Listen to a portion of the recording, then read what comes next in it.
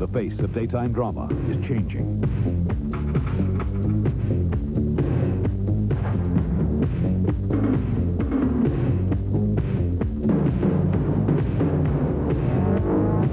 Be there for the beginning of Generations, Monday, March 27th. Richard, let's make a deal. You loan me your new Cutlass Supreme and I'll fill her up. Dad, Olds gave me a year's supply of Amoco gasoline. Maryl Lin, $50 to use your new Tornado. I got $1,500 back from Olds. Sharon, need help financing your Cutlass Calais? I got 4.9 financing. Sorry. This is not your father's automobile. Hey, kid. This is the new generation. Hello. See Frank Rohrbach, Sonny Hill, Kindred, Ron Olson, Reddy, Town & Country, Wallace, and Bob Stone. I worked hard to get to where I could just enjoy life. Then I developed hemorrhoids. My doctor recommended HemCure. It's the painless, non-surgical cure performed by MDs. Soon my hemorrhoid problem was gone, and my insurance covered it. Thanks to HemCure, there's no slowing me down now. Let HemCure work for you. Write this number down now. 453-CURE. That's 453-CURE.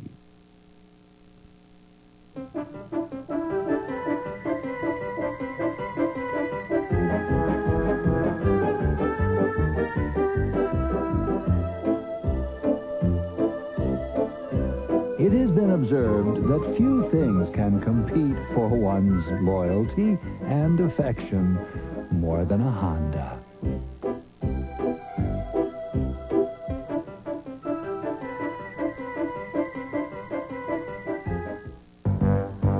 From WDAF-TV, Kansas City's news leader, this is Action 4 News Nightcast.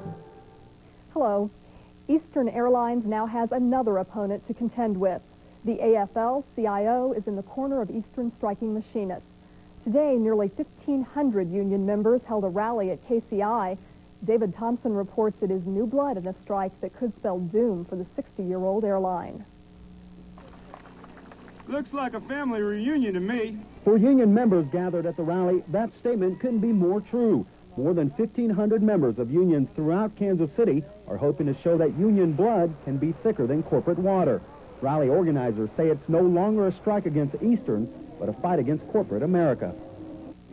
We're making a statement to all the other Lorenzos out there that the unions are alive and they're willing to battle together.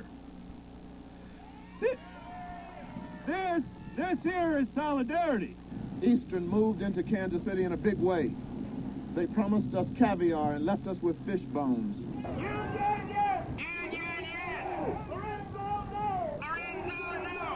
At times, marching arm in arm, union members made their way to the terminals where Continental Airline passengers were boarding flights. Continental owner and Eastern President Frank Lorenzo has been at odds with machinists for a year and a half concerning wage concessions and lost benefits. Union leaders say sticking together against Lorenzo is long overdue. It's time. I can tell you that we've gone through a decade where workers in this country have felt a sense of lost power and the need to bring together the various unions and the various working people around these kind of struggles is an acute need today. The similar rallies in recent weeks are also sending a message to the White House. The show of solidarity is the first of its kind to test the waters of the Bush administration. We hope that Mr. Bush is listening loud and clear because we feel that he should have intervened in this dispute and there wouldn't be a necessity for these types of marches today. All unions together have to stay together or else we're going to lose it all. Eastern machinists say they plan to go back to the picket lines at Eastern and Continental gates and do so with renewed spirit of brotherhood. David Thompson, Action 4 Nightcast. There is a group of people not as large and not as vocal as the machinists and their AFL-CIO supporters. They are the Eastern Airlines ticket agents and others who say the machinists are fighting a cause against corporate America at other people's expense. A dozen ticket agents met today to tell their story and tell of their loyalty to Frank Lorenzo and Eastern. I think that cooperation for the betterment of everybody involved is far better than fighting a cause against corporate America. The unions definitely have a right to express their opinion and if they feel they're not satisfied, to take a strike. I believe that this strike is not only against Eastern Airlines, but it's a stand for labor altogether. And once again, we're out in the cold on it. The Kansas City agents who see the strike so much differently say they, the flight attendants, and the pilots have made concessions to the ailing airline, and they think the machinists should too. Details of that fiery bus crash in Kansas City last week will be part of a federal report due out before the end of the month. The report will focus on a deadly school bus fire in Kentucky last year, but it will also include what investigators found when they took apart the Kansas City bus this weekend. Experts from the National Transportation Safety Board say the fire apparently started after a fuel line separated when the bus struck a cattle truck. They say the fuel tank was not punctured. That's what happened in the Kentucky tragedy. The experts still do not know why the Kansas City bus swerved and struck the parked truck. We did not detect any brake problems when we were examining the bus. There were no steering problems. The steering system was examined, and nothing was discovered unusual, and the bus has been well maintained. The bus driver was the only person on board, and she has not been interviewed by authorities. She is hospitalized in critical condition. An election and a showdown over the way Kansas City, Missouri government is run is a little less than 2 weeks away. One group, the Citizens for Accountability in Government, is ready to make its final push for success. The group supports Proposition 4, which would change the city charter, giving the mayor more power and limiting terms on the city council. The group used a grassroots campaign to get the proposition on the ballot and says it will use the same tactics to get it passed. We are going to be mailing literature. We're going to be going door to door, and as you can see, part of the effort today, we're assembling the yard signs that will be up in the neighborhoods, and we're going to basically, this is the last 100-yard dash, a sprint to the finish, and take this to the people. Proposition 4 goes to voters in a special election on April 4th. 2 people are dead after a car wreck in Kansas City, Kansas. Shortly before 7 o'clock this evening, a westbound car on Caw Drive jumped the median and struck an eastbound vehicle. 2 people in the eastbound car were killed. The car's top was sheared off in the collision. Police say the westbound car may have been trying to avoid debris in the street when it drove on the median and became airborne. The 2 people in that car were injured and transported to a local hospital. Police have not released the names of the victims. Tomorrow is the start of another work week, and the worst way to start it is late. Here to help you avoid that and some traffic problems is Bill Grady with the Metro Traffic Report. Work just north of the river may change your travel plans tomorrow morning. The ramp from eastbound 210 Highway to southbound 435 will shut down about 9:30 and will be closed for a couple of hours. Crews are installing road signs. Bill Grady, TV4 Metro Traffic. Up next, another Marine helicopter crashes in South Korea, and violence marks the presidential election in El Salvador.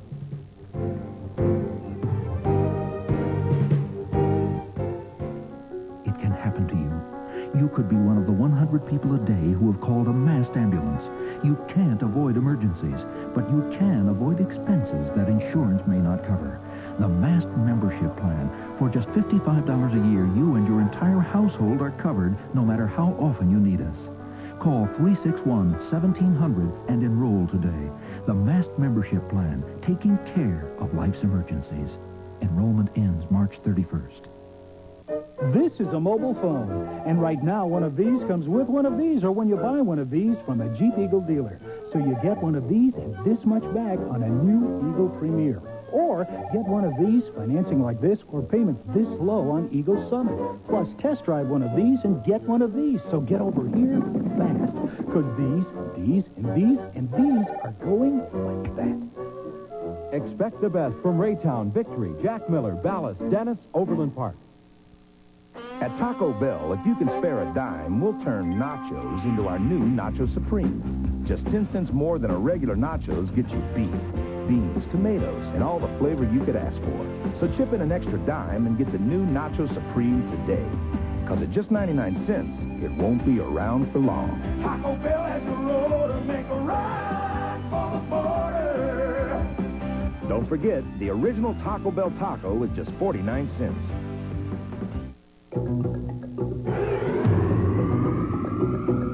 B.F. Goodrich GA radios. Grab. Dig. Perform. The all-weather comp GA is low and wide, of Lasparelli P600 and Goodyear Eagle GT Plus 4. B.F. Goodrich TA radials. Think of them as athletic shoes for your car. A bloody presidential election day in El Salvador. The polls are closed now, but fighting all day disrupted voting in some parts of the country. 23 people died in the violence, including a reported 3 journalists. Government troops may be responsible for the deaths of all 3 men. The party of outgoing President Jose Napoleon Duarte appears to be losing the election to the extreme right-wing party. It's Monday morning in South Korea, and U.S. Marine investigators are on the scene of a helicopter crash. It happened in an isolated mountain region, killing 21 Marines and injuring 13 others. The Marines were taking part in a military exercise called Team Spirit. According to military officials, they were assigned to the 1st Marine Wing on Okinawa, Japan. The cause of the crash has not been released, and the names of the victims are being withheld.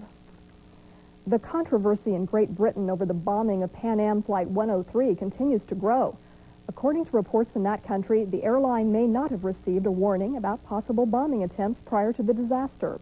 An opposition member of the British Parliament is calling for a complete independent investigation to find out when and if the airline was warned about terrorist threats. Federal drug czar William Bennett won't talk about the specifics, but he may be about to make the nation's capital a testing ground for the war on drugs. A report in the Washington Post says Bennett will make Washington, D.C. the first target of his new campaign. The capital has a growing drug problem that has contributed to the nation's highest murder rate.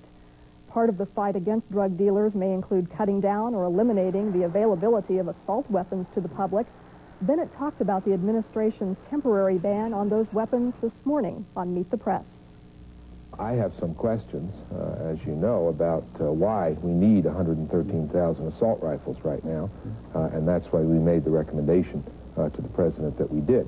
Alcohol, Tobacco, and Firearms is reviewing the other weapons as well, and we'll see what happens. But I think what we need very much now is a